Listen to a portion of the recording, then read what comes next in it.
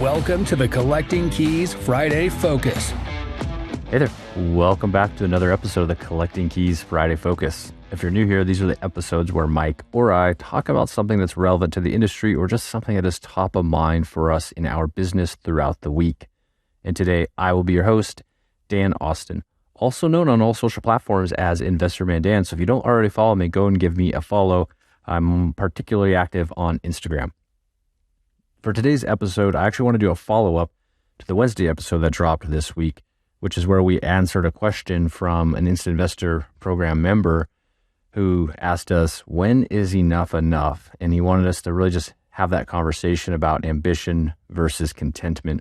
So Mike and I spent the episode talking about our philosophies on this and our opinions. And, I find this to be a very personal question.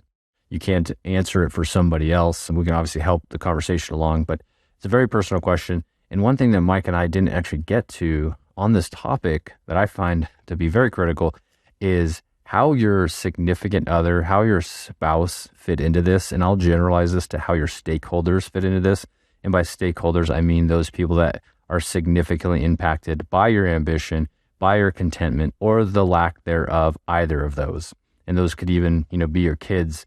But just generally speaking, most commonly, it's a spouse or a significant other within your life. And it's critical because you can have all this ambition, or you can just sit back and say, I'm content with where I'm at.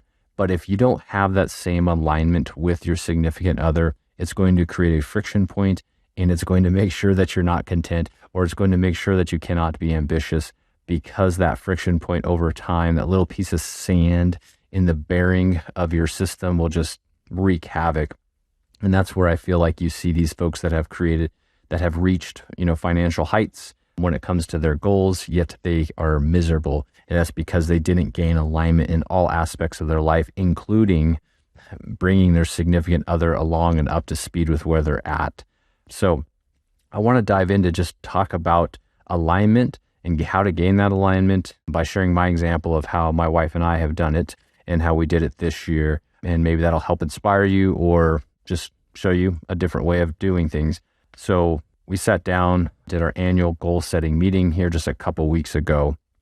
And in this goal setting meeting, we discussed different goals. It's not just financial, it's not just business, but it's also like relationships, our relationship with our family, travel, like what do we want to do for adventures, all that sort of stuff. And we start out with kind of like, here's where we're at currently, here's where we want to be in the next 12 months, and then here's how this next 12 months feeds into the larger picture for us as a family unit and for us as a couple, and all the little things that we can do to build up to that 12-month goal, that 5-month goal, that larger picture as well. And it's kind of cool because there were some things I was misaligned with my wife, and one of them being, I'll just start out as, this is not my wife's shtick. Like, she doesn't do a lot of self-development. She's not a big, go to a seminar and start setting goals and all this stuff that, I kind of am. I get excited about this sort of stuff. And in her defense, it's not common. It's not typical to do that. It's very uncommon for couples to sit down and actually go over their life goals together every year and check in with their quarterly rocks or whatever you end up doing. And that's, reason I believe that is because if you're sitting in our normal cultural framework, which is to work a W-2 job, there are boundaries within that culture and that lifestyle that make it to where your goals are somewhat limited, or at least the purview of those goals are somewhat limited, because you have things like a salary that goes up 2, 3, 4, 5% a year. If you're lucky, you have a bonus structure that can only go to a certain limit. You have vacation time that only allows you to travel to certain destinations, and all these other boundaries that life provides that are created within that culture of the typical couple working together on goals. For my wife and I specifically, we started out in real estate by buying a rental property, just a single family home.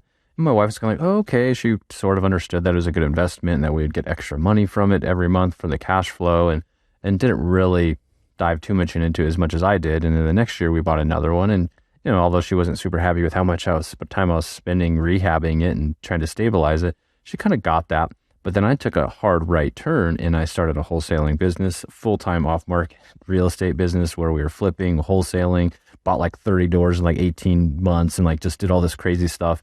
And meanwhile, I was educating myself in real estate and finances. I was educating myself in, how to set goals and how, I was joining mastermind groups like GoBundance, all this stuff where she was kind of on the side. So just to get her to this point was a lot of work. And I share that just because other folks out there might feel the same way. So let's get back to our meeting. So we found some areas early on in our meeting this year where we were misaligned. And one of them being my wife's, conservative financial nature. The other one being that my goal setting and her goal setting weren't able to fit, we weren't able to accomplish what we both wanted in the framework of how our life was set up. So we ultimately figured out by just literally just writing things down and listing them out and saying, what do you want? What do you want? What do you want? Back and forth. It came down to that my wife needed to take a 6-month sabbatical from work to kind of help at home with the kids and do things and accomplish her goals that she couldn't do and she couldn't feel good about doing while working her full-time job. And so as we wrote it down and we kind of asked ourselves the questions of like worst case scenario, it became a whole lot less scary, and it was us doing it together instead of one of us making that decision and feeling like we have to chart the course ourselves.